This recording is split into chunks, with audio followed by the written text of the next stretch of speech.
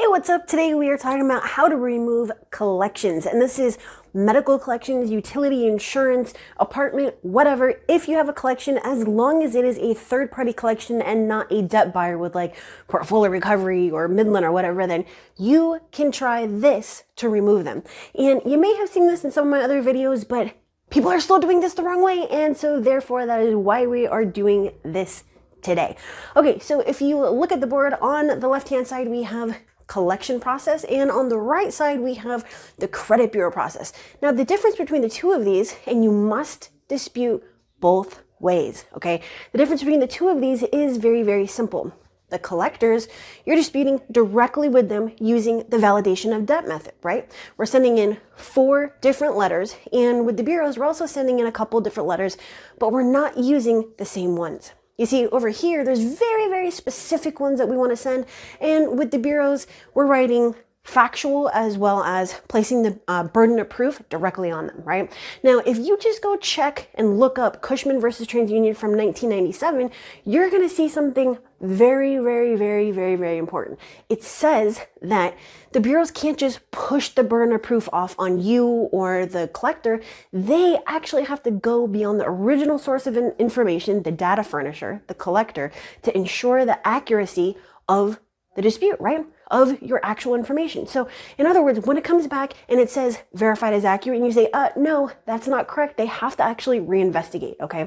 So let's take a look at this. So your very first dispute is going to be very, very simple. And I do have 4 letters, there's actually 8, 4 here and 4 here.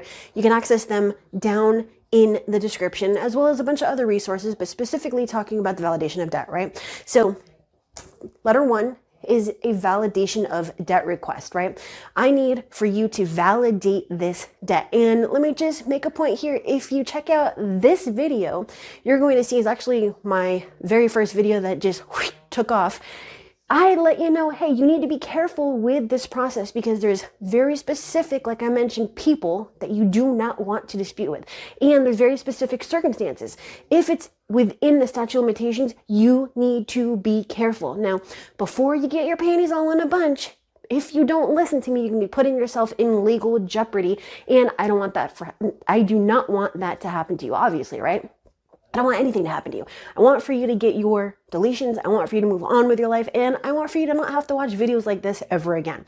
So please listen to me. Heed my warning. Do not, if it's within the statute of limitations, do not dispute directly with a debt buyer. This is only for a third party company, okay? This is where the debt was assigned to them. Like, again, medical, car insurance, utility, outside of Verizon, because that one actually reports the charge-off. So those are different instructions, okay? So anyways, validation of debt is letter 1, okay?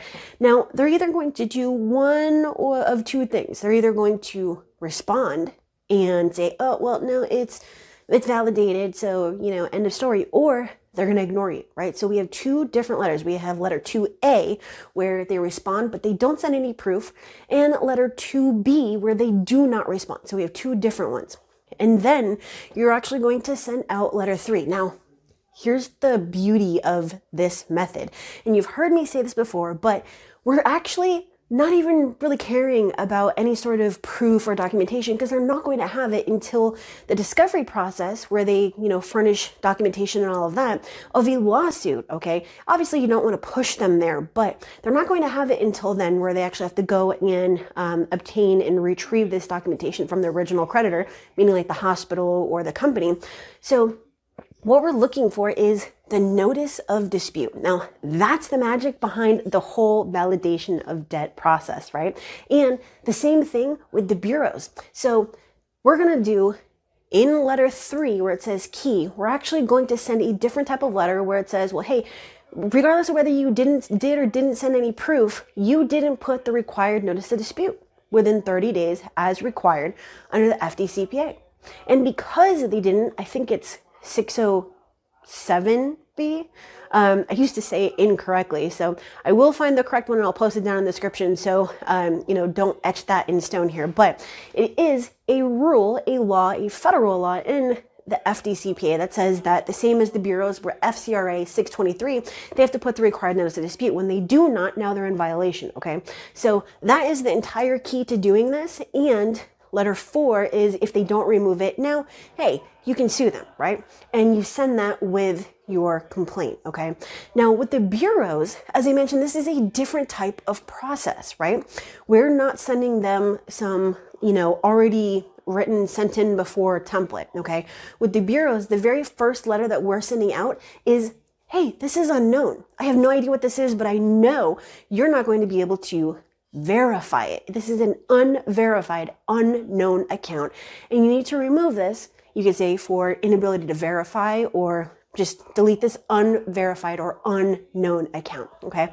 So letter 2 is a little bit different. So letter 2, because they're not going to respond more than likely, especially right now, you're going to say, well, either the collector did not respond to me, so that's, what is it called? Estoppel by silence. They're basically agreeing with you that you're right because they didn't respond. You're not going to use those terms there, but I'm just explaining this to you. But the collector didn't respond to me, so obviously that means that they don't have any proof, right? And furthermore, you don't have any proof. So if they didn't respond to me, I know they didn't respond to you. So where is your proof? This is an unverified, unverifiable account. Delete immediately, right? So letter 3, again, the key over here with the collectors is the same. It is the notice of dispute. Now, here's the deal. Here's something very, very important that you need to know. On this round, this is the notice of dispute. Section 623 requires that the notice of dispute is entered within 30 days. Now, there's something really important that you need to do. You need to first dispute with the collector and then with the bureaus. And here's the reason why. The bureaus are like 8 times more likely to enter that notice of dispute. And because they enter it, now you're just SOL with this whole process and the key behind it, right? If this is the purpose to it, we don't want to give them any sort of leverage. So what you can do is letter 1, round 1 is going to the collector. Wait 30 days and now send out letter 1 to the bureaus. This way, you're not putting all of these, whatever, you're not giving them that leverage that they could possibly have by entering the notice of dispute, okay?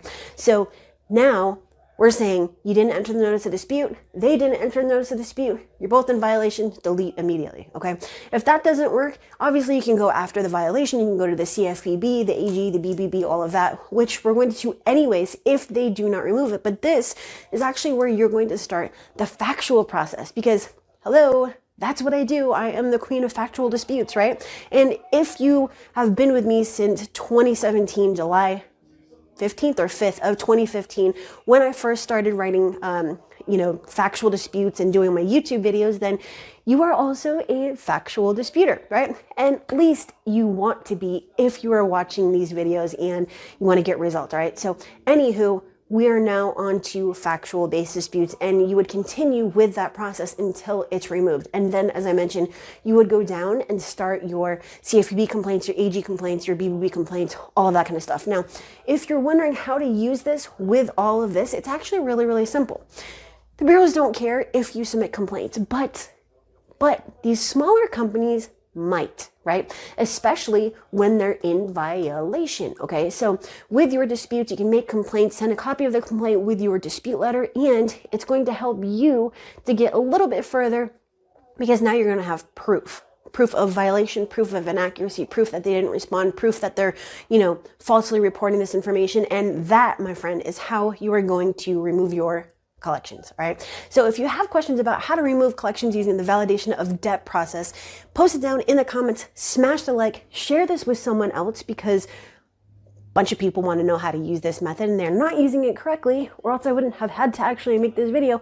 But that's it for today. And just a side note, the Georgia experiment project is now complete. So if you live in Georgia or you know someone who lives in Georgia that has problems with their credit, then you're definitely going to want to check out this project, okay? I am dropping this video sometime this week. I do have a notification list. The link is down in the description. But if you didn't know, credit repair is illegal in Georgia, except for specific ways to do it. So if you don't want to be scammed, and if you don't want to be taken for a ride for a bunch of years by an attorney or a nonprofit, and you want to learn how to do this yourself because you didn't know that credit repair was illegal in Georgia, Check out the link in the description. Make sure you subscribe and hit the bell for notifications so that you know when this project drops, because this is going to blow your mind. All right, so otherwise, if you're just curious about it, you don't have to live in Georgia to be curious, but if you're curious about it, then you don't have to use a notification list, but make sure that you're subscribed and, obviously get notifications so that you know when this posts. All right, so that is it for today. I am super excited about the videos coming out this week for you, and you should be too. So I'm gonna get going. I have a couple more phone calls and some client files to do, and that is it for today. Bye.